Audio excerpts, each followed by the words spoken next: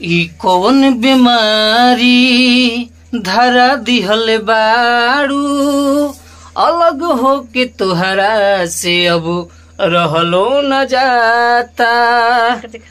जियल नहीं जाई हमसे बिरह जान लेली, मोहब्बत में मर जाइब हम ऐसन बुझाता। ई कौन बीमारी और देखो बनाही तुहरा के तो फोड़ ले हो बाख हो, देहिया जरा के अपन बन जाई बुराख हो।